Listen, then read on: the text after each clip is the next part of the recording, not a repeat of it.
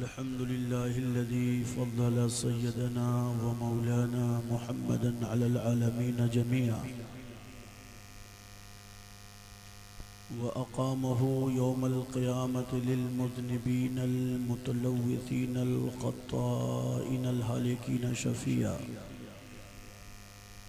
وصلى الله تعالى على كل من هو محبوب ومرضي لديه صلاة تبقى وتدوم بدوام الملك الحي القيوم. أشهد أن لا إله إلا الله وحده لا شريك له وأشهد أن محمدا عبده ورسوله بالهدى ودين الحق يرسلا. أما بعد فأعوذ بالله من الشيطان الرجيم. بسم الله الرحمن الرحيم.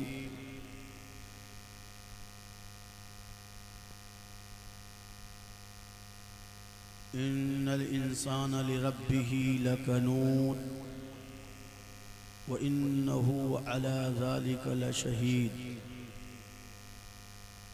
صدق الله العلي العظيم وصدق رسوله النبي الأمين الكريم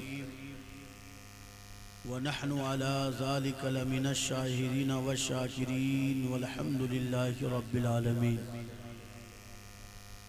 آئیے آقا کی بارگاہ میں نذران عقیدت پیش کر لیں. پڑھیں اللہم صلی علی سیدنا مولانا محمد محمد مادن الجود والکرم منبع العلم والحلم والحکم والہ وبارک وسلم. صلاة و سلاما علیک یا رسول اللہ صلی اللہ تعالی علیہ وسلم. قابل مبارکباد ہیں اس گاؤں کے تمام مومنین کرام کہ آج آپ کی بستی میں نور و نکہت میں ڈوبی ہوئی یہ رات مکمل طور پر نورانیت سے نہائی ہوئی یہ شب ذکر خدا اور ذکر رسول خدا سننے اور سنانے کے لیے ہم سب اس رات میں حاضر ہیں. خصوصاً بالخصوص حضرت حافظ و قاری یوسف صاحب مد ظلہ النورانی اللہ عز و جل ان کی عمر میں برکتیں عطا فرمائے, انہیں سلامتی عطا فرمائے, جنہوں نے اپنی کامل توجہ کے ساتھ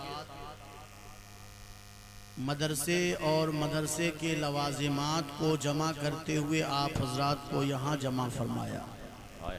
اللہ عز و جل ان کے خلوص نیت کو شرف قبولیت عطا فرمائے. آپ حضرات کی یہ محبتیں اور آپ کی نسبتیں ہیں کہ آپ اہل علم سے محبت کرتے ہیں, علماء, حفاظ اور قراء سے آپ عشق رکھتے ہیں کہ ان کی آوازوں پر لبیک کہتے ہوئے ہر قدم سے قدم ملا کر ان کے ساتھ چلتے ہیں.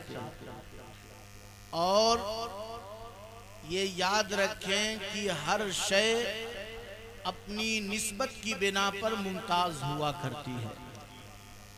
جس کا جس سے تعلق ہوتا ہے اسی معیار سے اسے جانچا اور پرکھا جاتا ہے. چنانچہ حضرت امام غزالی رحمت اللہ تعالی علیہ فرماتے ہیں کہ بروز قیامت ایک ایسا گناہگار بھی میزان عمل پر لایا جائے گا جس کے جہنم میں جانے کا فیصلہ ہو چکا ہوگا. رب تبارک و تعالیٰ اس کے تعلق سے فرمان جاری فرما چکا ہوگا, فرشتے اسے گھسیٹتے ہوئے جہنم کی طرف لے چلیں گے, مگر وہ اپنے حالات اور احوال کی دہائی دیتے ہوئے رب کی بارگاہ میں استغاثہ پیش کرے گا. رب تعالیٰ فرمائے گا کیا تو اہل علم سے محبت رکھتا تھا؟ کیا علماء سے تیرا کوئی تعلق تھا؟ وہ کہے گا نہیں میرے رب، تیرے عالم علماء بندوں سے تو میری کوئی دوستی نہیں تھی۔ رب فرمائے گا تو پھر یہ بتا کیا کسی عالم کے حجرے میں کبھی بیٹھنے کا موقع میسر آیا؟ وہ کہے گا نہیں، ایسا موقع بھی میسر نہیں آیا۔ پھر رب تعالیٰ پوچھے گا یہ بتا تو نے اپنی اولادوں میں یا اپنی اولادوں کی اولادوں میں کسی کا نام کسی عالم کے نام پر رکھنا پسند کیا؟ اس نے کہا ایسا بھی نہ ہوا۔ رب فرمائے گا تو پھر یہ بتا تیرے دوستوں میں کوئی ایسا دوست بھی تھا جو علماء سے محبت رکھتا تھا؟ وہ کہے گا ہاں میرا ایک دوست تھا جو عالم ربانی کا بڑا شیدائی اور اس پر فدا رہتا تھا۔ رب تعالیٰ فرمائے گا تیرا یہ تعلق مجھے پسند آتا ہے، میں اس کے بنا پہ تجھے بخشش کا پروانہ عطا فرما دے۔ سبحان اللہ سبحان اللہ۔ حضرت امام غزالی فرماتے ہیں کہ تمام تر گناہوں کے گٹھر اور تمام تر گناہوں کے بوجھ کے باوجود رحمت حق بہانہ می جویت اللہ عز و جل ان علماء کی محبت کے طفیل گناہگاروں کو بخشش عطا فرمائے گا۔ یہ آپ حضرات کی محبتیں ہیں کہ آپ اپنے ائمہ علماء قرہ اور حفاظ علماء دین سے محبت کرتے ہیں۔ کسی کی محبت کم، کسی کی محبت زیادہ ہوا کرتی، مگر یاد رکھیں جو جتنی زیادہ محبت اور نسبت کا تعلق گہرا کرتا ہے رب تعالیٰ اتنی ہی زیادہ اس کو عظمتیں عطا فرما دیتا۔ آپ نے دیکھا نہیں اصحاب کہف کا وہ کتا، وہ کیسی مخلوق تھا؟ کتا سب سے حقیر مخلوق شمار کیا جاتا ہے، مگر اللہ کے دیوانوں سے اس کو محبت ہو گئی، اللہ کے چاہنے والوں سے اس کا تعلق ہو گیا۔ اللہ عز و جل کے جو بندے تھے ان سے اسے لگاؤ ہو گیا، تو رب تعالیٰ نے اس کتے کا ذکر قرآن عظیم میں فرما دیا۔ اٹھائیے سورہ کہف کو اور ملاحظہ کیجئے، وہ کتا جس غار پر بیٹھ کر ان بندگان خدا کی پہرے داری کر رہا تھا، رب فرماتا ہے وَقَلْبُهُمْ بَاسِطٌ ذِرَاعَيْهِ بِالْوَسِيدِ، ان کا کتا اپنے بازوؤں کو بچھائے ہوئے غار پر بندگان خدا کی پہرے داری کر رہا ہے۔ وہ کتا کیسے بیٹھ رہا ہے، کیسے پہرے داری کر رہا ہے، اس انداز اور کیفیت کو قرآن سورہ کہف کے اندر ذکر کر رہا ہے۔ رب تعالیٰ سورہ کہف میں بیان فرما رہا ہے چونٹی کتنی حقیر مخلوق ہے، مگر حضرت سلیمان علیہ السلام کے واقعے میں اس کا ذکر آ رہا ہے۔ آپ اندازہ لگائیں یہ 4 پیر والے جانور، یہ ہاتھی، گھوڑے، بیل، بھینس، یہ کیا ہیں؟ یہ سب برتنے کی مخلوق ہیں، استعمال کرنے والی مخلوق ہیں۔ ان سے ہم کھیتی کریں، ان کا گوشت کھائیں، ان سے دودھ کے فائدے اٹھائیں، ہر طریقے سے ہم انہیں برتیں، مگر ذرا اندازہ لگائیے سورہ والعادیات کو پڑھیے۔ سورہ والعادیات میں اللہ عز و جل نے ان غازیان اسلام کے گھوڑوں کا ذکر فرمایا ہے جو گھوڑے میدان جنگ میں غازی کو اپنی پشت پر سوار کر کے لے کے دوڑتے تھے۔ ایک مجاہد تلوار لے کر گھر سے نکلتا ہے اور جہاد کرنے کے لیے محاذ سنبھالتا ہے، میدان جنگ میں وہ گھوڑے دوڑاتا ہے۔ رب فرماتا ہے والعادیات ضبحا، ان گھوڑوں کی قسم جو دوڑتے ہیں تو ان کے سینوں میں آواز پیدا ہوتی ہے، ان گھوڑوں کی قسم رب اٹھا رہا ہے۔ والعادیات ضبحا فالموریات قدحا، جب وہ چلتے ہیں تو اپنے پیروں کی سموں سے پتھروں پر ٹھوکر مارتے ہیں، ان پتھروں سے چنگاریاں پھوٹ پڑتی ہیں۔ المغیرات صبحا، صبح کے وقت میں وہ دشمنوں پر حملہ کرتے ہیں۔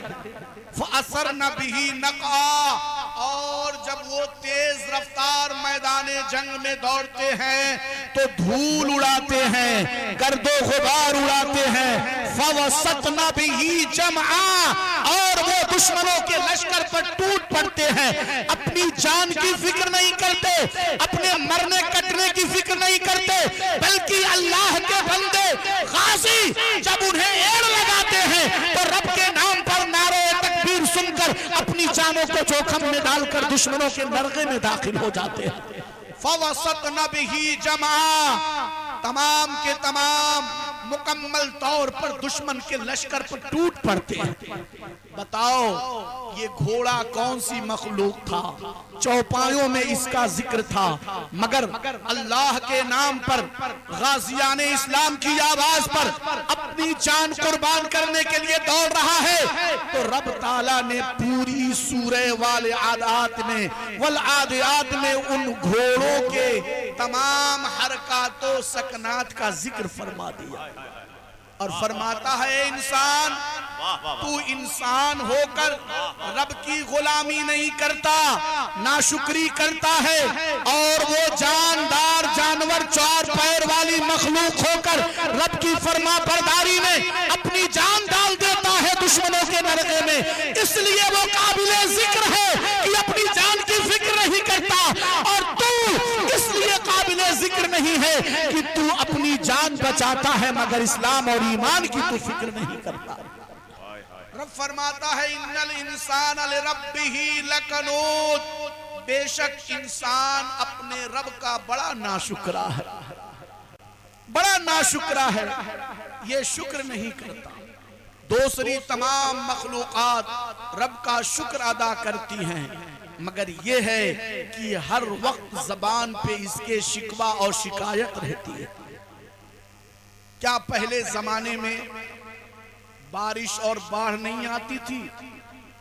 کیا پہلے زمانے میں طوفان نہیں آتا تھا؟ کیا پہلے ٹھنڈک اور گرمی کی شدت نہیں ہوتی تھی؟ ہوتی تھی، مگر ہمارے باپ دادا پردادا کے اندر اللہ کی فرما برداری اور اطاعت کا اس قدر مادہ کوٹ کوٹ کر بھرا تھا کہ جون جولائی کی گرمیاں پیڑ پودوں کے نیچے بیٹھ کر گزار لیتے، مگر زبان پر کبھی یہ جملے اور شکوہ شکایت کے کلمات نہیں آتے کہ یا اللہ اتنی گرمی نہیں چاہیے، اتنی باڑھ نہیں چاہیے، اتنا طوفان نہیں ہونا چاہیے۔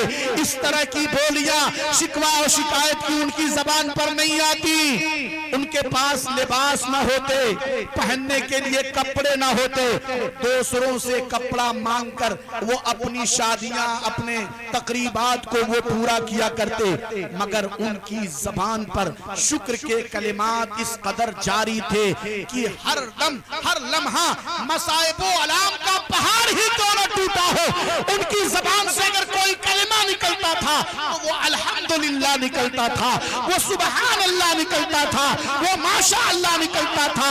حضرت شیخ سعدی شیرازی سے کسی نے پوچھا شیخ صاحب کیا حال ہے؟ حضرت شیخ سعدی شیرازی فرماتے ہیں کیا حال پوچھتے ہو، اللہ کا رزق کھا کھا کر دانت ٹوٹ گئے مگر زبان کو حمد خدا کرنا نہ آیا، شکر خدا کرنا نہ آیا، اللہ کی حمد بجا لانا یہ زبان نہ سیکھ سکی۔ انسان کو ہر لمحہ شکر الہی میں ڈوب کر رہنا چاہیے، یہ اللہ کے بندوں کی پہچان ہے، اور وہ مخلوقات جو شکر الہی کرتی ہے اللہ عز و جل اس کے ذکر کو بلند فرما دیتا۔ انسان اپنے رب کا بڑا ناشکرا ہے، ناشکری کی حد کر دیتا ہے، اور ناشکری اس کی حرکات و سکنات سے ظاہر ہوتی ہے۔ اب یہ کہے گا کہ ہم ناشکرے ہیں، اس کی دلیل کیا ہے؟ رب فرماتا ہے وَإِنَّهُ عَلَى ذَلِكَ لَشَهِيدٌ، اپنے ناشکرا ہونے پر خود یہ گواہ ہے، الگ سے گواہ لانے کی ضرورت نہیں ہے۔ اس کی حرکتیں، اس کے اعمال، اس کے کرتوت، اس کی بدعمالیاں، اس کی بے توجہیاں، یہ اس بات کی دلیل ہیں اور اس بات کی شہادت دے رہی ہیں کہ یقیناً یہ بڑا ناشکرا ہے۔ یہ ناشکرا نہ ہوتا تو رب کے فرمودات کو پسے پشت نہ ڈالتا.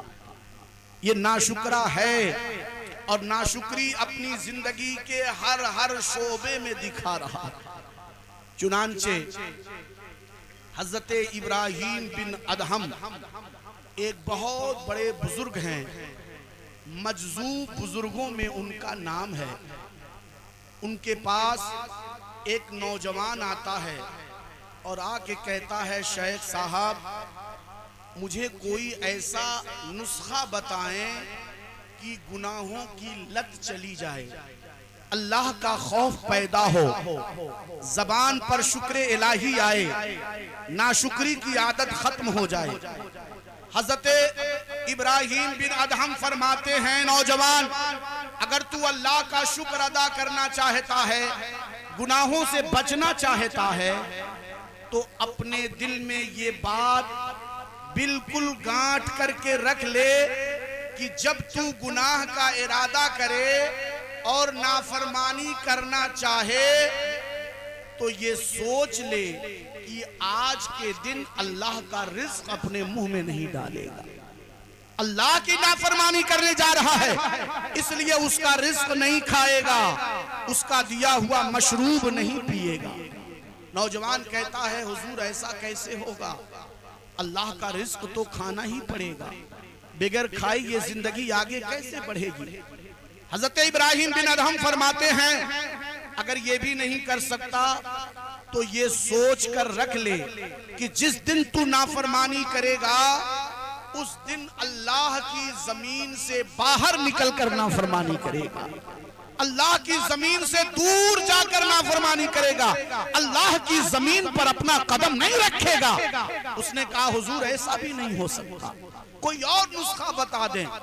حضرت ابراہیم بن ادہم فرماتے ہیں تو پھر اگر یہ بھی نہیں کر سکتا تو سن، جب تجھے گناہ کرنے کا ارادہ ہو اور گناہ کے قریب چلا جائے، تجھے مجبوری نظر آئے گناہ کرتے ہوئے، تو یہ سوچ لے کہ اللہ کی نظروں سے اوجھل ہو کر گناہ کرے گا، اللہ کی نظر سے دور جا کر گناہ کرے گا، تیرے رب کی نظر تجھے نہ دیکھے تب گناہ کرے گا. اس نے کہا حضور ایسا کیسے ہوگا، وہ تو سمیع و بصیر ہے، وہ تو علیم و خبیر ہے، اس کی نظر سے میں دور کیسے جا سکتا. حضرت ابراہیم بن ادہم فرماتے ہیں اگر یہ بھی نہیں کر سکتا تو سن، جب ملک الموت تیری روح نکالنے آئے تو اس سے عرض کرنا کہ تجھے کچھ دیر کی مہلت دے دے تاکہ تو سچی توبہ کر لے، زندگی بھر کے گناہوں کی بخشش کرا لے، تب تجھے تیری روح نکلے.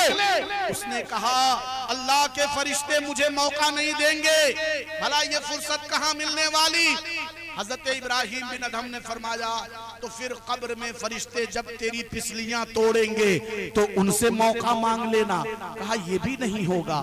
تو کہا پھر حشر میں جب جہنم کے فرشتے تجھے جہنم کی طرف لے کر چلیں گے تو رب سے رو رو کر استغاثہ کرنا اور فریاد کرنا، رب تجھے جہنم میں لے جانے کے بجائے جنت میں لے جانے کا حکم صادر فرما دے گا. کہا نہیں، وہاں میری نہیں چلنے والی.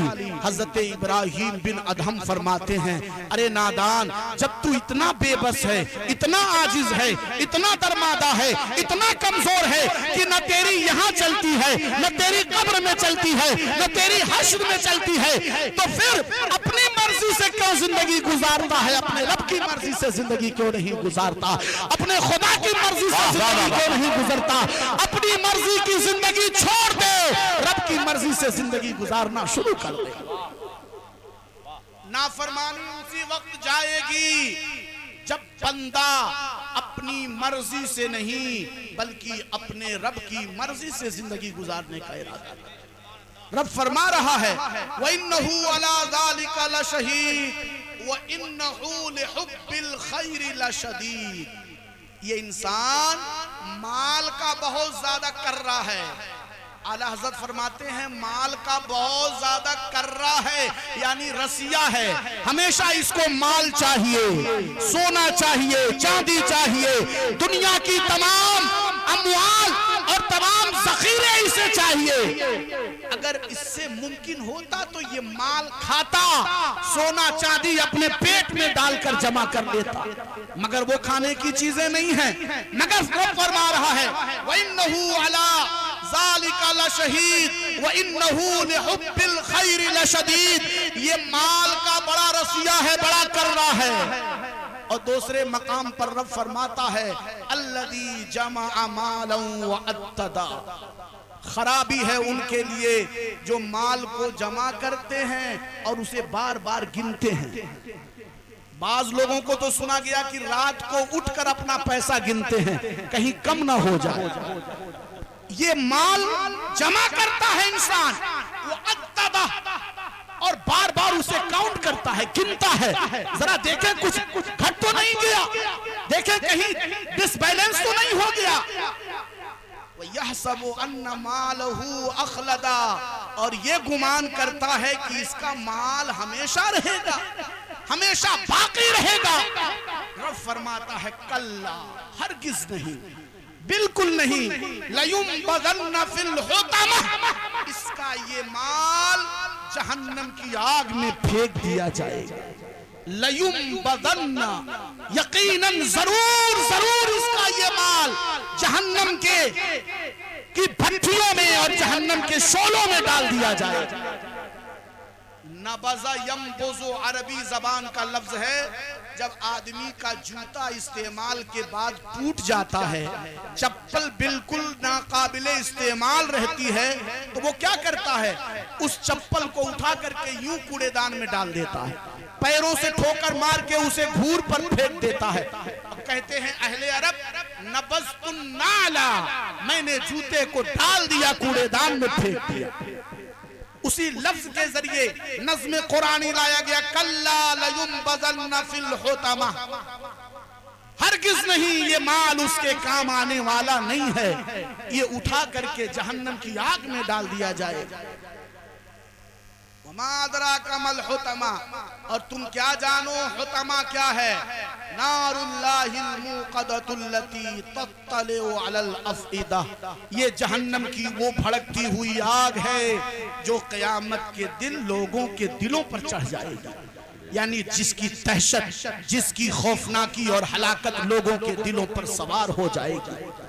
یہ مال ہے جس کا یہ رسیہ ہے، جس کا یہ دیوانہ ہے۔ افلا یعلم اذا بعثر، کیا اسے معلوم نہیں جب یہ اٹھایا جائے گا؟ آگے فرمایا وحصل ما فی الصدور اذا بعثر ما فی القبور وحصل ما فی الصدور، کیا یہ نہیں جانتا اس دن کو جس دن یہ قبروں سے اٹھایا جائے گا اور اس کے سینے کا جو راز ہے وہ سب باہر آ جائے گا، ساری چھپی ہوئی باتیں نکل کر باہر آ جائیں گی۔ اس دن صرف زبان ہے جو نہیں بولے گی، ہاتھ بھی بولے گا، پیر بھی بولے گا، آنکھیں بھی بولیں گی۔ جس کا کام بولنا تھا اس کا کام بند ہو جائے گا، جس کا کام بولنا نہیں تھا اسے بولنے کی طاقت عطا کر دی جائے گی۔ اس دن ایسا نہیں ہوگا کہ مالداروں کی باتیں سنی جائیں، غریبوں کی باتیں نہ سنی جائیں، نہیں، رب فرماتا ہے یوم تبلی السرائر فما لہ من قوت ولا ناصر، قیامت کا دن وہ دن ہوگا جب لوگوں کے راز نکل کر باہر آ جائیں گے تو نہ کوئی طاقت کام آئے گی، نہ کوئی قوت کام آئے گی۔ میرے بھائیوں، اس سورہ کے اندر، ان آیات کریمہ کے اندر رب نے انسان کو یہ ذہن دیا ہے کہ میرے بندے، تو میری نسبتوں اور میرے غلاموں کے قریب آئے گا تو تیرے لیے کامیابی ہے، اور اگر میرے غلاموں، میرے دیوانوں اور بندوں کی اطاعت و فرما برداری میں نہیں آیا، ان کی نسبت اور محبت میں نہیں آیا تو تیرے لیے کوئی خیر نہیں، تیرے لیے برائی ہی برائی ہے، تیرے لیے ہلاکت ہی ہلاکت۔ یہ علماء کون ہیں؟ یہ اہل علم کون ہیں؟ اس عظمت اور اہمیت کو ذرا آپ سمجھیں۔ حضرت نبی کریم صلی اللہ تعالی علیہ وسلم نے ان کی عظمت اور ان کے مقام کو بیان کرتے ہوئے فرمایا کہ جو علماء ہیں ان کا مقام اتنا بلند ہے کہ ان کے لیے دنیا کی تمام مخلوقات دعائے مغفرت کرتی ہیں، یہاں تک کہ سمندر کی جو مچھلیاں ہیں وہ بھی ان کے لیے دعا کرتی ہیں۔ محدثین فرماتے ہیں کہ ہر مخلوق علماء کے لیے دعا کیوں کرتی ہے؟ اس کی وجہ یہ بیان فرمایا، چونکہ جب تک علماء دنیا میں باقی ہیں تب تک رب تعالیٰ قیامت کو قائم نہ فرمائے گا۔ ہر مخلوق قیامت کی ہولناکی سے بچنا چاہتی ہے، اس لیے وہ علماء کو باقی رکھنے اور علماء کی سلامتی کے لیے دعائیں کرتی ہیں کہ یہ علم والے جب تک اس دنیا میں رہیں گے تب تک قیامت کی ہولناکی سے ہم محفوظ و معمول رہیں گے۔ یہ اہل علم کا مقام ہے۔ آپ بھی قابل مبارکباد ہیں کہ آپ نے مدرسے کی طرف توجہ کیا، اپنی آنے والی نسلوں کی تعلیم کا بیڑا اٹھایا۔ حضرت قاری یوسف صاحب اور ان کے ہمنوا کے جلو میں اور ان کی قیادت و صدارت میں آپ نے یہ سوچ اور یہ ارادہ بنایا کہ ہم آنے والی نسلوں کو حافظ قرآن، عالم قرآن، قاری قرآن بنائیں گے، دین اور شریعت کے علم سے آنے والی پیڑھیوں کو روشن کریں گے۔ آپ اندازہ لگائیں اہل علم کا مقام کتنا اعلیٰ ہے۔ انہی علماء محدثین میں ایک نام آتا ہے حضرت یزید بن ہارون کا، بہت بڑے محدث جلیل ہیں، بڑی بڑی حدیث کی کتابوں میں ان کا نام ہے۔ حضرت امام احمد بن حنبل کے شیوخ میں ان کا ذکر ہے۔ حضرت یزید بن ہارون رحمت اللہ تعالی علیہ، ان کی پوری زندگی علم دین سیکھنے اور سکھانے میں گزری، حدیث مصطفیٰ کی نشر و اشاعت میں گزری۔ پوری دنیا سے لوگ آتے اور ان کے پاس حدیث کا علم سیکھتے اور اپنے دل کو مکمل طور پر حدیث مصطفیٰ سے منور کر کے پھر اپنی بستیوں کو واپس جاتے۔ جب حضرت یزید بن ہارون کا انتقال ہوا، کسی صاحب حال بزرگ نے انہیں خواب میں دیکھا۔ سعر و اعلام النبلاء میں یہ واقعہ مذکور ہے۔ کسی صاحب حال بزرگ نے جب انہیں دیکھا، پوچھا ما فعل اللہ بکا، اے یزید بن ہارون اللہ نے آپ کے ساتھ کیا معاملہ اختیار فرمایا، کیا حال ہوا آپ کا؟ حضرت یزید بن ہارون فرماتے ہیں سنو، تم لوگ تو مجھے قبر میں دفن کر کے چلے گئے، تمہارے جانے کے بعد نکیرین آئے، انہوں نے مجھے اٹھا کے بٹھا دیا، مجھ سے وہ بار بار سوال کرتے ہوئے یہ کہتے تھے من رب کا، تیرا رب کون ہے، ما دینوں کا، تیرا دین کیا ہے، ما کنت تقول فی شان ھذا الرجل، رسول کے بارے میں آج جناب کے بارے میں تو کیا کہتا تھا؟ ایک بار انہوں نے سوال کیا، میں نے جواب نہ دیا، دوبارہ انہوں نے سوال کیا، میں خاموش رہا، تیسری بار انہوں نے سوال کیا، میں چپ رہا، 3 مرتبہ جب انہوں نے یہی سوالات دہرائے، حضرت یزید بن ہارون محدث جلیل فرماتے ہیں میں نے اپنی سفید داڑھی پر ہاتھ پھیرا اور ہاتھ پھیرتے ہوئے مسکرا کے میں نے یہی جواب دیا کہ اے اللہ کے فرشتوں، اے فرشتگان خدا، میری پوری زندگی دنیا والوں کو یہی بتانے میں گزر گئی کہ تمہارا رب کون ہے، تمہارا دین کیا ہے، رسول کا مقام کیا ہے۔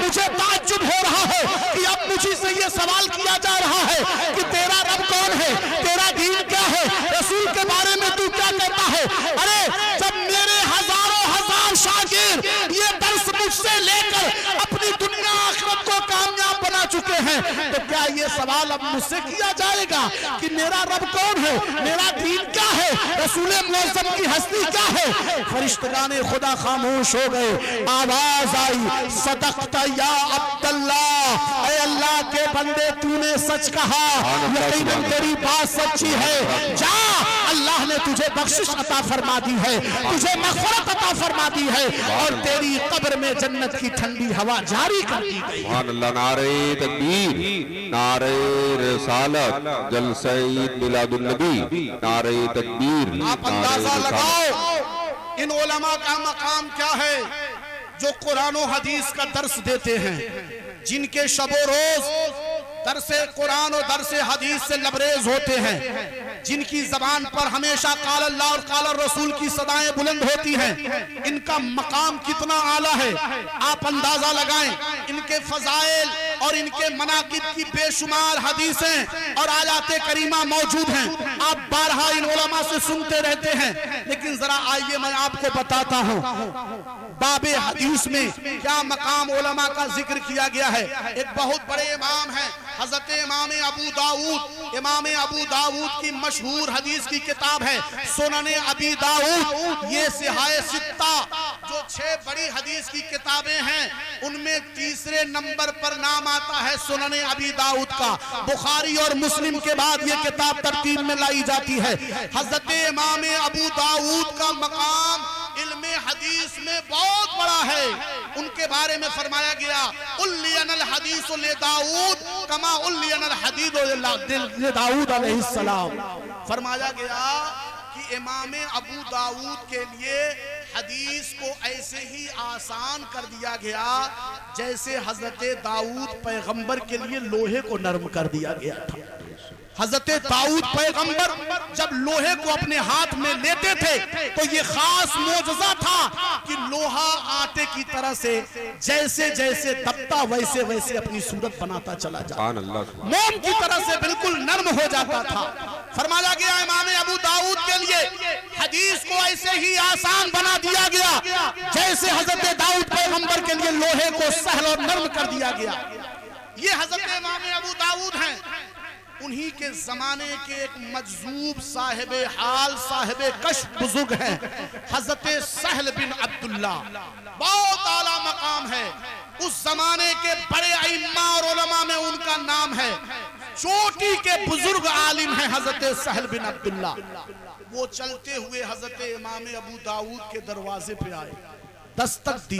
حضرت امام ابو داؤد دوڑ کر دروازے پہ آئے، پوچھا حضور آپ یہاں کیوں آئے؟ حکم فرمایا ہوتا میں حاضر ہو جاتا، آپ نے تکلیف کیوں اٹھائی؟ حضرت سہل بن عبداللہ فرماتے ہیں اے امام ابو داؤد لی الیک حاجہ، مجھے آپ سے کچھ حاجت ہے، کچھ ضرورت کے تحت آیا ہوں۔ کہا حضور اندر تشریف لائیں، بیٹھ جائیں، پھر بتائیں آپ کی کیا حاجت ہے۔ حضرت سہل بن عبداللہ فرماتے ہیں لا ادخل حتی قضیتها حتی قضیتها حتی تقول لی قضیتها حتی الامکان، میں اس وقت تک تمہارے گھر میں نہیں داخل ہوں گا جب تک تو یہ نہ کہہ دے کہ میں وہ ضرورت پوری کرنے کو تیار ہوں۔ حضرت امام ابو داؤد فرماتے ہیں حضور فرمائیں کیا ضرورت ہے؟ حضرت سہل بن عبداللہ فرماتے ہیں اے امام ابو داؤد میں اچھی طرح جانتا ہوں کہ آپ صبح سے لے کر شام تک حدیث مصطفیٰ کا درس دیتے ہیں، آپ کی زبان پر قال اللہ اور قال الرسول کی صدائیں جاری رہتی ہیں، آپ کی زبان ہمیشہ ذکر خدا سے تر رہتی ہے۔ میں چاہتا ہوں کہ آپ اپنی زبان باہر نکالیں، جس زبان سے آپ علم دین پڑھتے اور پڑھاتے ہیں، میری دلی خواہش ہے کہ میں اس زبان کو چومنا چاہتا ہوں، اس زبان کو چوسنا چاہتا ہوں تاکہ حدیث مصطفیٰ کا فیضان میرے سینے میں بھی منتقل ہو۔ سبحان اللہ سبحان اللہ، زندہ حضرت باد۔ امام ابو داؤد نے اپنی زبان باہر نکالی، حضرت سہل بن عبداللہ ان کی زبان کو بوسہ دے کر ٹھنڈی سانس لیتے ہیں، فرماتے ہیں قسم خدا کی اے امام ابو داؤد عشق مصطفیٰ کا جام میرے سینے میں موجیں مار رہا ہے، اس میں مصطفیٰ کا سمندر میرے سینے میں ٹھاٹھے مار رہا ہے، اب ہمیں عشق مصطفیٰ کی شیرینی محسوس ہو گئی۔ سبحان اللہ سبحان اللہ، زندہ باد۔ آپ اندازہ لگاؤ کہ رسول کی حدیث اور اللہ کے کلام کلام اللہ قرآن عظیم کا درس دینے والوں کا مقام کتنا اعلیٰ ہے۔ انہی علماء میں نام آتا ہے علامہ ابن العربی کا، حضرت علامہ محی الدین ابن العربی بہت بڑے چوٹی کے عالم ہیں، اولیاء میں بھی ان کا شمار ہوتا ہے۔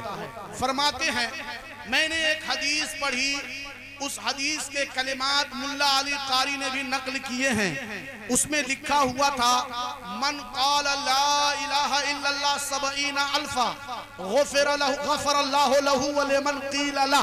فرماتے ہیں رسول کی حدیث ہے جس نے 70,000 مرتبہ لا الہ الا اللہ محمد الرسول اللہ کا ورد کر لیا، اور کسی کے لیے دعائے مغفرت کی تو اللہ عز و جل اس پڑھنے والے کو بھی مغفرت عطا فرما دے گا اور جس کے لیے پڑھے گا اسے بھی بخشش عطا فرما دے گا۔ سبحان اللہ سبحان اللہ۔ حضرت علامہ ابن العربی محی الدین ابن العربی فرماتے ہیں اس حدیث کو میں نے جب دیکھا اور پڑھا تو یہ حدیث بہت اچھی لگی۔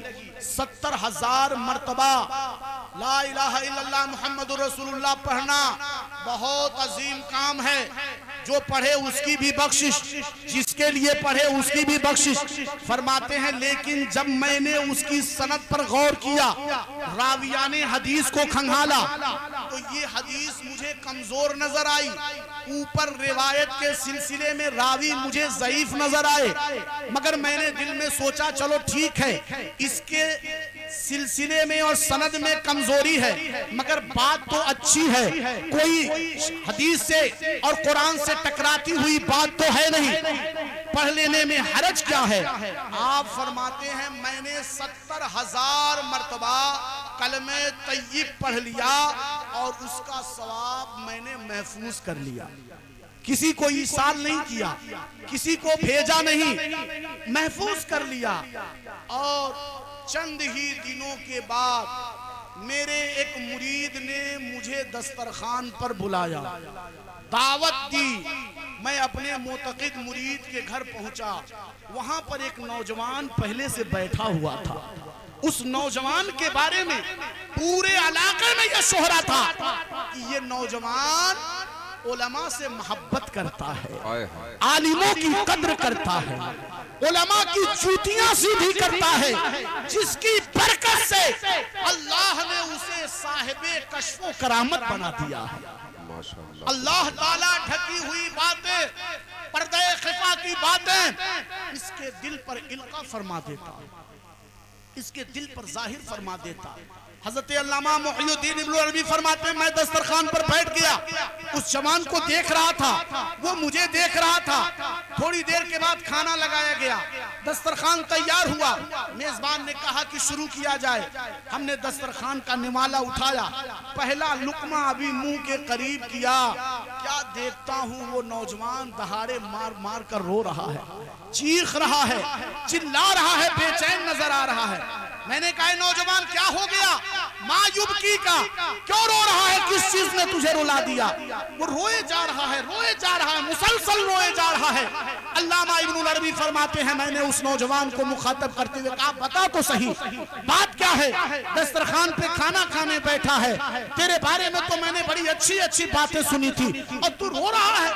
اس نوجوان نے کہا شیخ صاحب بات دراصل یہ ہے کہ جیسے ہی میں نے کھانے کی خوشی اپنے دل میں محسوس کی، معن بات میرے دل پر رب نے یہ القا فرما دیا، یہ کشف فرما دیا کہ میری ماں عذاب قبر میں مبتلا ہے، میری ماں پر فرشتگان قبر عذاب دے رہے ہیں۔ بتائیں جس کی ماں عذاب قبر میں مبتلا ہو وہ چیخے نہ تو کیا کرے، روئے نہ تو کیا کرے، اسی لیے میں رو رہا ہوں۔ حضرت شیخ محی الدین ابن العربی فرماتے ہیں مجھے فوراً وہ حدیث یاد آئی جس میں 70,000 مرتبہ کلمہ طیب پڑھنے کا ذکر تھا، اور میں نے پڑھ رکھا تھا، میں نے دل ہی دل میں 70,000 مرتبہ پڑھے ہوئے کلمہ طیب کا ثواب اس کی ماں کو ایصال کر دیا، اس کی ماں کو میں نے بھیج دیا۔ اور کیا دیکھتا ہوں کہ وہ نوجوان بالکل حشاش بشاش ہے، مسکرانے لگا، ہنسنے لگا، لقمہ لے کر کھانے لگا۔ میں نے کہا تیرا تو عجیب حال ہے، ابھی رو رہا تھا، ابھی ہنسنے لگا۔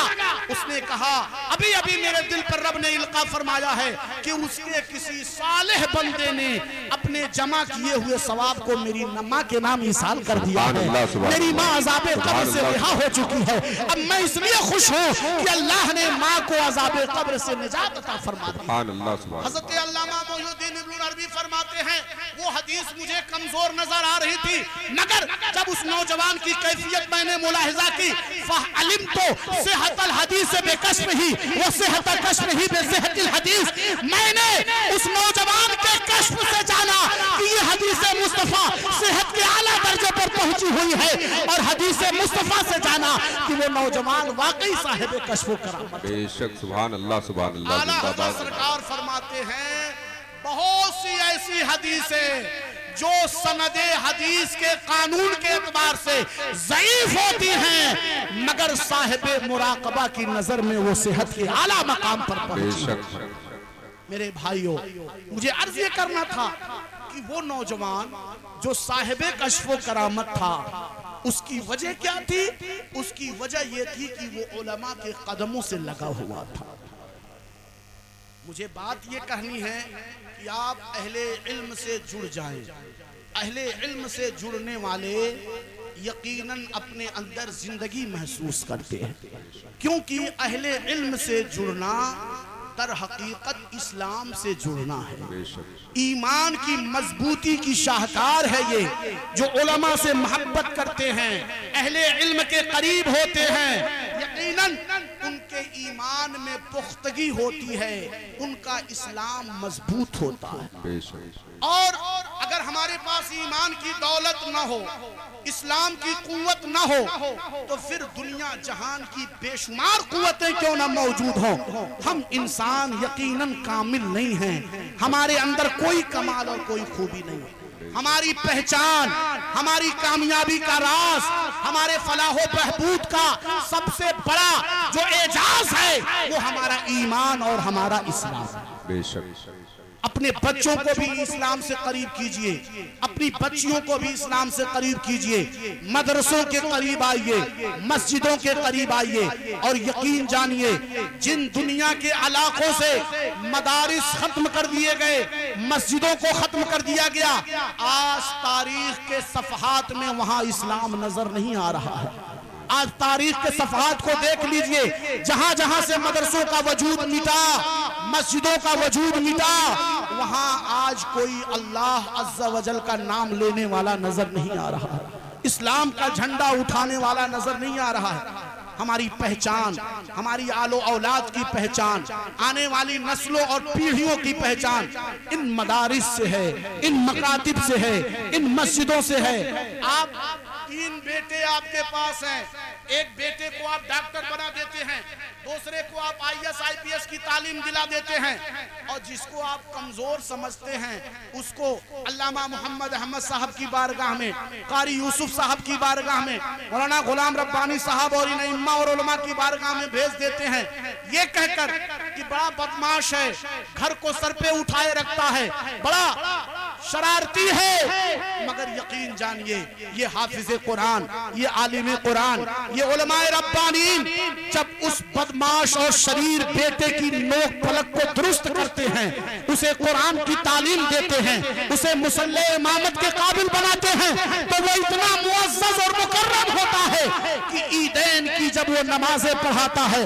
جمعہ کی جب وہ امامت کرتا ہے، تو آپ کا IAS IPS اور آپ کا ڈاکٹر انجینئر بیٹا اس کے پیچھے ہاتھ باندھ کر رب کی بندگی کرتا ہوا نظر آتا ہے، اس کی اقتدا کرتا نظر آتا ہے۔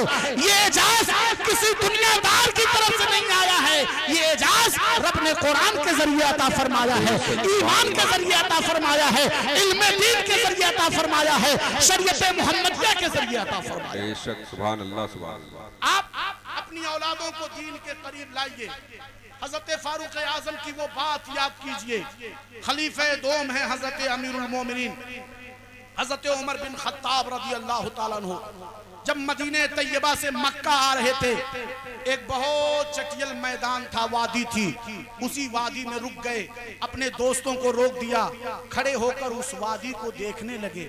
صحابہ نے پوچھا امیر المومنین کیا بات ہے، یہاں کیوں رک گئے؟ آپ کی آنکھوں سے ساون بھادو کی طرح پانی برسنے لگے، آنسوؤں کے قطار گرنے لگے۔ صحابہ نے پوچھا حضور کیا بات ہے، کیا اس وادی سے کوئی یادگار منسلک ہے؟ حضرت فاروق اعظم رضی اللہ تعالیٰ عنہ فرماتے ہیں ہاں میرے دوستو، یہی وہ جگہ ہے جب میں مکے میں رہتا تھا، اسلام نہیں لایا تھا، ایمان کی دولت نصیب نہیں ہوئی تھی، میرے باپ خطاب نے مجھے 5 اونٹ دیے اور کہا کہ ان اونٹوں کو لائن میں کھڑا کرو۔ میں ان اونٹوں کو لائن میں کھڑا کرنا چاہتا، ایک اونٹ کو لا کر قطار میں لگاتا، دوسرے کو لینے جاتا یہ کھسک جاتا، دوسرے کو لا کر لگاتا، تیسرے کو لینے جاتا یہ کھسک جاتا۔ 5 اونٹ مجھ سے قابو نہیں ہو رہے تھے، میرے قابو اور میرے بس میں نہیں آ رہے تھے۔ میرے باپ خطاب نے دیکھا، پہاڑی کے کنارے بیٹھ کر میری یہ کمزوری دیکھی، آ کر کے مجھے مارنا شروع کیا، اتنے کوڑے لگائے کہ جسم کے چمڑے ادھڑ گئے، مار مار کر اسی وادی میں مجھے لٹا دیا۔ ایک وہ دن تھا جب 5 اونٹ بھی میرے بس میں نہیں آتے، ایک آج کا دن ہے، نبی کا دامن میں نے تھام لیا، کلمہ طیب میں نے پڑھ لیا، ایمان کی دولت مجھے ملی ہے۔ آج 22 لاکھ مربع میل پر میری حکومت چل رہی ہے، میرا کوڑا مدینے میں رہتا ہے مگر ایران اور عراق میں اس کی دھمک محسوس کی جاتی ہے، میرا قلم مدینے میں چلتا ہے مگر دنیا کے ہر خطے میں قانون بنتا ہوا نظر آتا ہے۔ یہ دولت کہاں سے آئی ہے؟ یہ مصطفیٰ جان رحمت کے قدموں سے آئی ہے، یہ دامن اسلام کی برکت سے آئی ہے۔ بات سمجھ میں آ گئی، ایمان کے بغیر انسان کے پاس کوئی قوت نہیں ہے، کوئی دولت نہیں ہے، جو کچھ ہے بڑائی وہ رب کی طرف سے ایمان کے ذریعے حاصل ہوتی ہے۔ اپنے بچوں کے ایمان کو اگر آپ مضبوط کرنا چاہتے ہیں، ان کے اسلام کی رسیوں کو مستحکم کرنا چاہتے ہیں، تو آپ اپنے گھروں میں تعلیم قرآن اور تعلیم حدیث کو عام کیجئے، اپنے مدرسوں پر توجہ رکھیے، دنوں رات اس کے لیے آپ لگ جائیے اور دیکھیے اور محاسبہ کیجئے کہ آپ روزانہ دین کے نام پر کتنے قدم چلتے ہیں، کتنی محنت کرتے ہیں۔ اپنا کام تو ہر کوئی کرتا ہے، اپنی بلڈنگیں، اپنی جائیداد، اپنی پراپرٹی، اپنی کھیتیاں ہر کوئی دیکھتا ہے، مگر دین کے نام پر آپ کتنا چل رہے ہیں، کتنا کر رہے ہیں، یہ بھی ایک محاسبے کی چیز ہے۔ اس کو بھی آپ اپنے رول اور زندگی کے روٹیشن میں لائیے اور اس کو بھی آپ آگے بڑھانے اور فروغ دینے کی کوشش کیجیے۔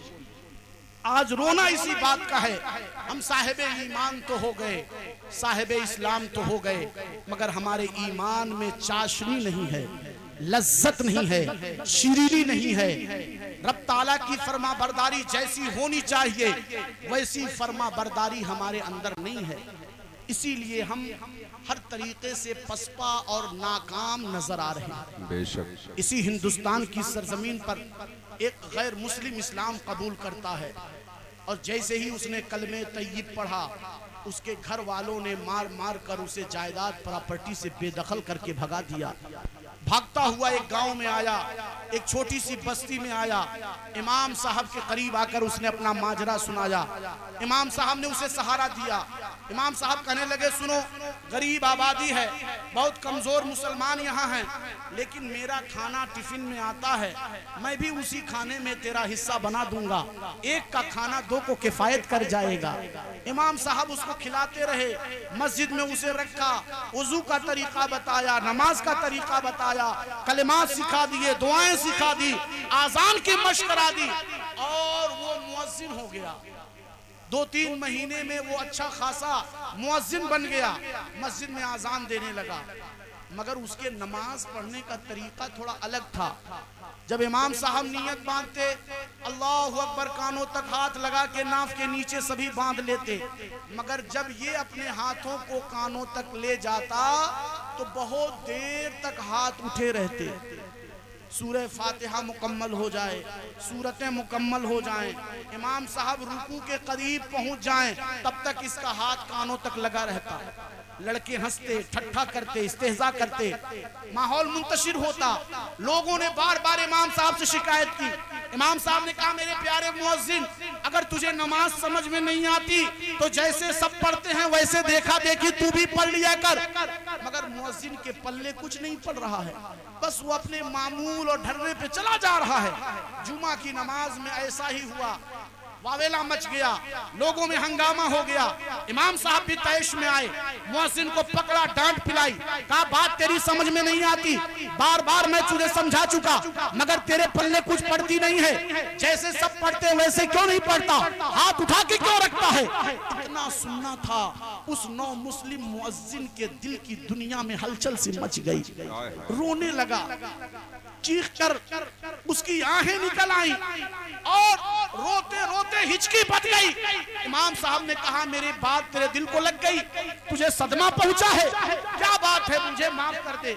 उसने कहा इमाम साहब आपकी बातों का कोई सदमा नहीं है, कोई कल्क नहीं है, बात दरअसल ये है कि मैं एक काफिर माँ की कोख से जन्म लिया, काश मैंने भी किसी मोमिन माँ की कोख से जन्म लिया होता तो मोमिन बनकर पैदा हुआ होता। अफसोस इस बात का है कि ये काफिर के घर में मेरी पैदाइश हुई, मेरा ईमान बड़ा कमजोर है। आप लोग पैदाइशी मुसलमान हैं, दायमी मुसलमान हैं, खानदानी मुसलमान हैं, इसलिए आप लोगों के ईमान की रस्सी बटी हुई है, ईमान आपका मजबूत है। आप लोग जब कहते होंगे मुंह मेरा काबा शरीफ की तरफ, तो आपको एक ही बार में काबा नजर आता होगा, आप हाथ बांध लेते होंगे, मगर मैं जब कहता हूं मुंह मेरा काबा शरीफ की तरफ, मुझे काबा नजर नहीं आता। मैं दोबारा कहता हूं मुंह मेरा काबा शरीफ की तरफ, मुझे काबा नजर नहीं आता। मैं 3 बार कहता हूं काबा नजर नहीं आता, 10 बार कहता हूं काबा नजर नहीं आता, 50 बार कहता हूं काबा नजर नहीं आता। कसम खुदा की जब तक काबा नजर नहीं आता हाथों को उठा के रखता हूं, जब काबे का दीदार होता है हाथों को बाहर लेता हूं, जब काबे की जियारत होती है हाथ नीचे कर लेता हूं। देर इसलिए होती है कि हम खानदानी मुसलमान नहीं हैं, आपको फौरन नजर आता है इसलिए कि आप खानदानी मुसलमान हैं। इतना सुनना था, इमाम साहब ने उसके हाथों को चूम लिया, उसकी पेशानी को चूम लिया, सीने से लगा के रोते हुए इमाम ने कहा मेरे मुअज्जिन कसम खुदा की हम खानदानी मुसलमान जरूर हैं, मगर तेरा ईमान हमारे ईमान से लाखों गुना ज्यादा मजबूत है, तेरा इस्लाम हमारे ईमान से लाख गुना ज्यादा कामिल है। क्यों? इसलिए कि तूने इस्लाम को पाने के लिए दुनिया के दौलत की बलिहारी पेश की है, कुर्बानी पेश की है, जायदाद प्रॉपर्टी को त्याग दिया है, और इस्लाम कुर्बानी चाहता है, इस्लाम बलिहारी चाहता है। जो जितना ज्यादा जानेसारी और कुर्बानी पेश करता है उसका इस्लाम उतना ही ज्यादा मजबूत होता है। बेशक सुभान अल्लाह, नारे तकबीर, नारे रिसालत। हम खानदानी मुसलमान जरूर हैं, मगर हमारे पास फज्र की नमाज के लिए 10 मिनट की कुर्बानी का जज्बा नहीं है। जोहर की नमाज के लिए 15 मिनट निकालना मुश्किल है, असर के लिए 5 मिनट, मगरिब के लिए 7 मिनट, इशा के लिए 15 मिनट। 24 घंटों में से 1 घंटे की कुर्बानी जो मुसलमान न दे सके वो किस जबान से कहता है कि मैं नबी का उम्मती हूँ, वो किस जबान से कहता है मैं नबी का शहदाई हूँ, वो किस जबान से बोलता है मैं मुसलमान और मोमिन कामुल हूँ। मेरे दोस्तों, यही हमारी नाफरमानी है, यही हमारी इस्याकारी है, यही हमारी सियाकारी है। हम मोमिन होकर भी अल्लाह की नेमतों की कद्र करना ना जान सके। आप अपने अंदर ईमान की शीरीनी लाइए, ईमान की हलावत लाइए। जब ये आ जाएगी तो इंशाअल्लाह जिंदगी के तमाम रास्ते आसान हो जाएंगे। हजरत मूसा अला नबीना कोहे तूर की तरफ जा रहे थे, एक मालदार मिला, बड़ा मुतमव्वल इंसान, जिसके पास बाग बगीचे, गाड़ी, हर तरह के साजो सामान थे, दौलत की अंबार थी। उसने हजरत मूसा से कहा ए मूसा कलीमुल्लाह, अब कोहे तूर जा रहे हैं? कहा जा तो रहा हूं। कहा मेरे रब से अर्ज कर दीजिएगा कि रब ताला मुझे माल देना बंद कर दे, क्योंकि मेरे पास इतना ज्यादा खजाना आ गया है कि उसका हिसाब किताब करना मेरे लिए अब मुश्किल हो रहा है। मेरे हिस्से की दौलत अल्लाह दुनिया के गरीबों को अता फरमा दे। हजरत मूसा ने कहा ठीक है, आगे बढ़े। एक मुफलिस नादार गरीब इंसान मिला जो रेत के तोदे पर बैठा हुआ था, रेत के ढेर पे बैठा हुआ था, नंगा धड़ंगा, जिस्म पर एक सूत नहीं, लिबास का एक हिस्सा टुकड़ा भी नहीं मुयस्सर था, और रेत पर बैठकर बालू खींच खींच कर अपनी कमर तक उसी में डूबा हुआ था, अपनी सब्र को छुपा रहा था, अपनी शर्मगाह को रेत से ढके हुए था। हजरत मूसा से कहता है मूसा कोहे तूर पर जा रहे हैं। कहा जा तो रहा हूँ। कहा मेरी अर्जी भी लगा दीजिएगा। कहा क्या बात है? कहा रब से कहिएगा मुझे भी कुछ दौलत अता कर दे ताकि मैं भी शादी ब्याह करके घर बसा लूं, आलो औलाद वाला हो जाऊं, दुनिया की लज्जतें मुझे भी हासिल हो जाएं। आपने कहा ठीक है। कोहे तूर पर गए, वापस आए, उस मालदार से मुलाकात हुई। आपने फरमाया, उस मालदार ने कहा ए मूसा कलीम क्या मेरी अर्जी आपने पेश कर दी? कहा कर दी। कहा रब का क्या जवाब आया? कहा रब फरमा रहा है ए मूसा मेरे उस बंदे से कह देना मेरा शुक्र अदा करना बंद कर दे, मैं उसे नेमतें अता करना छोड़ दूंगा, नेमतें अता करना बंद कर दूंगा। उसने कहा नहीं ए मूसा, अल्हम्दुलिल्लाह कहना तो मेरी आदत है, शुक्र इलाही में तो मेरी सबसे बड़ी लज्जत और सबसे बड़ा लुत्फ है। इस इबादत को मैं कैसे छोड़ सकता हूँ? ये तो मेरे माँ बाप का सिखाया हुआ वजीफा है, मैं शुक्र इलाही बंद नहीं कर सकता। हजरत मूसा ने कहा तो फिर रब देना भी बंद न करेगा, जब तक तू शुक्र इलाही करता रहेगा रब तुझे अता करता रहेगा। रब का इरशाद कुरान में भी तो मौजूद है, वलइन शकरतुम लअज़ीदन्नकुम, अगर तुम मेरा शुक्र अदा करते रहोगे मैं तुझे और ज्यादा अता करता रहूंगा। हज़रत मूसा ने फरमाया तो रब अता करेगा, चाहे तू भले दुनिया वालों को बांट दे, खैरात कर दे, सदका कर दे। आगे बढ़े, उस नादार मुफलिस से मुलाकात हुई। उसने कहा मेरा जवाब आया? कहा हाँ आया। तो कहा रब ने क्या फरमाया? कहा रब फरमाता है कि मेरे उस बंदे से कह देना कि मेरा शुक्र अदा करना शुरू कर दे, मैं उसे नेमतें अता करना शुरू। सुभान अल्लाह। उस पर उसने कहा ए मूसा किस बात का शुक्र अदा करूं? एक लिबास भी तो मुयस्सर नहीं है, पहनने के लिए कपड़ा भी तो नहीं है, किस बात का शुक्र अदा करूं? इतना सुनना था, एक जोरदार हवा का झोंका आया, तेज हवा चली और वो रेत जिससे उसने अपने सत्र को ढका था वो रेत उड़ गई, हवा उसे उड़ा ले गई, वो नंगा हो गया। हजरत मूसा ने फरमाया नादान, जिस रेत से तू अपनी शर्मगाह छुपा रहा है क्या समझता है ये अल्लाह की नेमत नहीं है? ये भी तो अल्लाह की नेमत है, इसके अलावा हजार नेमतें तुझे हासिल है, मगर नाशुक्री तेरी आदत है, इसलिए रब की नेमत से तू महरूम है। रब फरमाता है इन्नल इंसान लिरब्बिही लकनून, ये इंसान अपने रब का बड़ा नाशुकरा बंदा है। हमारी जबान नाशुक्री करे या न करे, हमारे हरकत सकनात, हमारे काम काज, हमारी चलने फिरने रफ्तार गुफ्तार की हरकतें, ये अगर रब की नाशुक्री कर रही हैं तो हम नाशुकरों में शुमार हो रहे हैं। इसलिए चाहे बाप का जनाजा कंधे पर क्यों न हो, बेटे का लाशा तुम्हारे बाजू पे क्यों न हो, मुसीबतों का पहाड़ ही क्यों न टूटे, जब तुमसे कोई खैरियत पूछे तो आदत डाल लो यही कहना अल्हम्दुलिल्लाह, अल्लाह का शुक्र है। जब बंदा ये कहता है अल्लाह का शुक्र है तो रब मुबाहात फरमाते हुए अपने फरिश्तों से कहता है मेरे फरिश्तों, इम्तिहान की इस घड़ी में भी ये बंदा मेरा शुक्र अदा कर रहा है, मेरी रहमत को गवारा नहीं है कि मजीद इसे आजमाया जाए, जाओ इसकी आने वाली जिंदगी से तमाम आफात व बला को खत्म कर दो, तमाम बलाओं को दफा कर दो, तमाम इब्तिला और आजमाइश के मरहले को नेस्तो नाबूद कर दो। आप शुक्र इलाही की आदत डालें, अपने ईमान में चाशनी और हलावत लाने की कोशिश करें, और इसके लिए जरूरी है कि इन उलमा के दामन से लिपट जाएं, इन अइम्मा के दामन से लिपट जाए। ये बेलौस मुखलिसाना तौर पर आपको दीन की तरफ रहनुमाई करते नजर आएंगे। रब की बारगाह में दुआ है मौला ताला जिस तरीके से घोड़ों की अजमत कुरान में बयान करता है और उनकी अजमतें बढ़ा देता है, क्यों?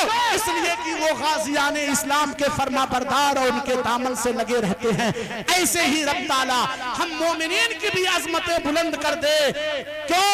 इसलिए कि हम उनके मुखलिसीन बंदों से लगे रहें। अल्लाह के मुखलिसीन आबिदीन मुकर्रबीन सालिहीन बंदों के दामन से लगेंगे तो इंशाअल्लाह अल्लाह अज़्ज़ा वजल हमारी भी अजमतों को बुलंद फरमा देगा, हमारे ईमान और इस्लाम को इस्तिकामत अता फरमाएगा।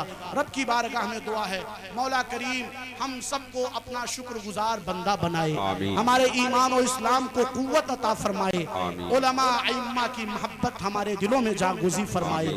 वमा अलैना الا البلاغ۔ السلام علیکم ورحمۃ اللہ وبرکاتہ۔ کھڑے ہو جائیں، صلاۃ و سلام۔